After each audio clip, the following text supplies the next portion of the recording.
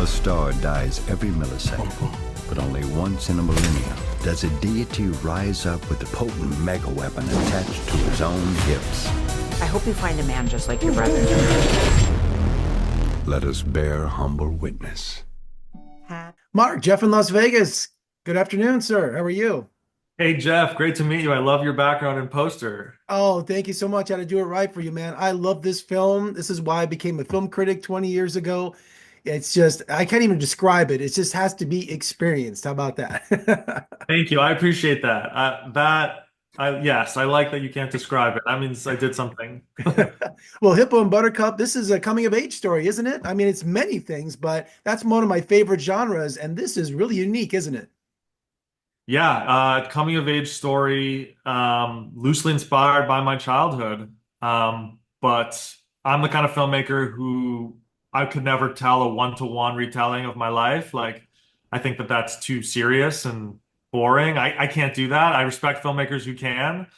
So to me, I like to take a bit of my childhood and make it something like a fever dream, like almost how I remember it or how I wish it would have played out. But I live in the real world, and there's Hippo. So Hippo's a little bit of me, a little bit of Kimball, and my mom is a little bit of the mom. Well, this movie is about extremes. It takes it to an all new level. Reality, fantasy, the line is blurred. How do Buttercup and Hippo, how do they cope? That's a really good question. I think that, back then the internet was just on the rise, I guess, in the late 90s. And so I think that that was one reason of setting it there was to make it realistic to my childhood. I was younger than Hippo in this time, but I did grow up in the late 90s. And I thought, yeah, how would people cope back then? Buttercup used the internet a little bit to her advantage. Hippo had his video games and his fantasies. And so, yeah, I think that it's really dangerous if you to cope, like coping back then. It's dangerous now, but back then it's almost like, yeah, you didn't have all these outlets maybe that you have now with the internet. So yeah, I don't know how they didn't cope. I think that's the answer. I don't I they imploded beautifully. Yeah. And you have a really good sense of humor about sex, don't you? Thank you. Yes, I get that from my mother. And yeah, I think it's fun to think of all the absurdities of growing up and not understanding it and all the misunderstandings that could come, from not understanding it. Because I was a sheltered kid growing up, so that's what I played off of. I'm Generation X. When growing up in the 80s, sex ed was crazy. It was almost like it didn't exist, you know? Also, you just admire weird people, don't you? Does it reflect much of you? You don't seem weird in person, but you make weird films.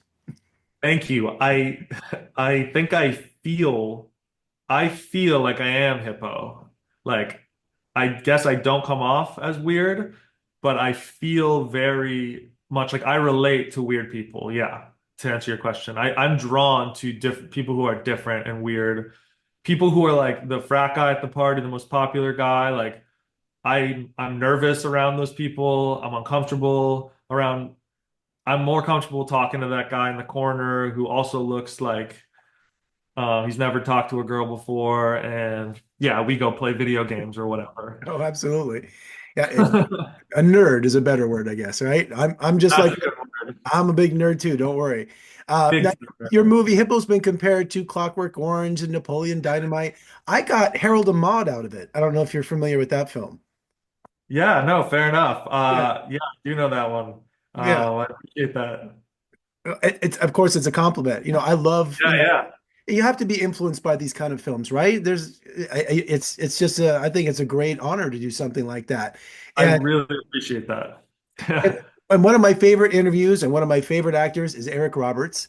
And you have him as a narrator in this film. Tell me Yes. about working with him because he's off the wall. He's one of the greatest guys. Yeah. Eric is like a phenomenal force of nature. Like, I think he should narrate the Bible and sell that. I think it'll bring people back to religion. Um, yeah, I met him on a short film called Andronicus, where him and his wife play a couple, and another awkward movie about sex. A couple forces them to have sex at a therapy session, but that's for another time.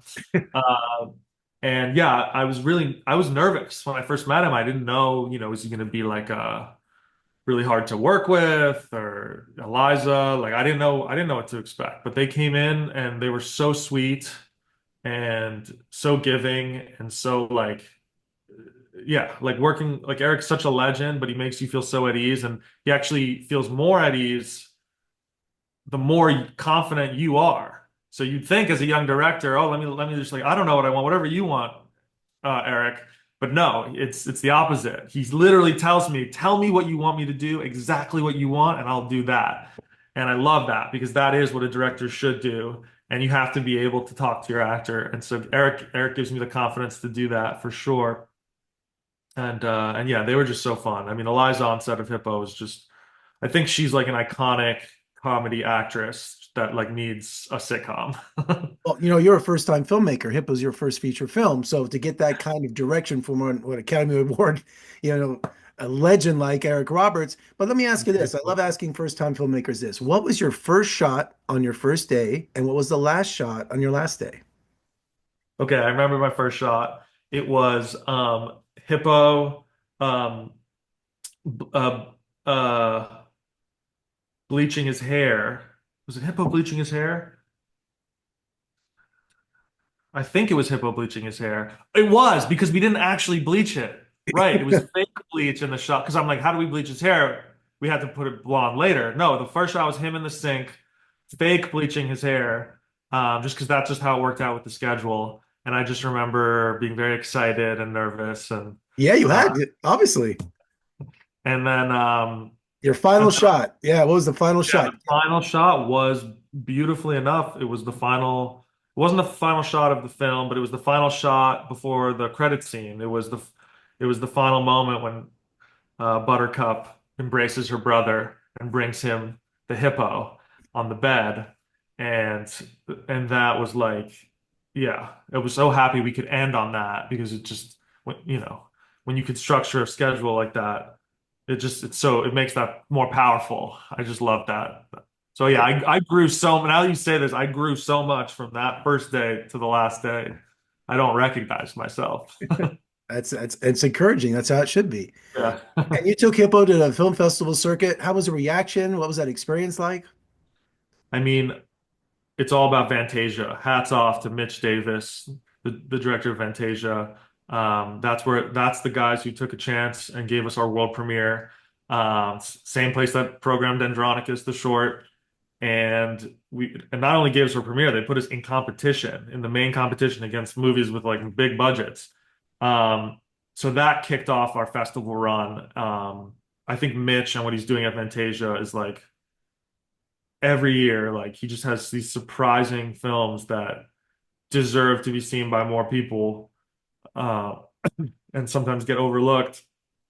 Um, and then we did a bunch of festivals after that around the world. We did the whole thing. I didn't travel around the world, but we had warm receptions in many different countries. Mexico, we won like a Best Feature award. Uruguay. Um, so it's cool to see the movie going around, and now finally making it, more publicly available, starting with theaters. We're gonna withhold the TVOD as long as possible. We want people to go see it. Absolutely. Well, Mark, congratulations on your first feature. It's unforgettable. I appreciate your time today. Hippos in select theaters November 8th, and let's talk again soon. If you come to Vegas, man, look me up. We'll have a drink. Will do. Sounds good, Jeff. Thank you. I appreciate you so much.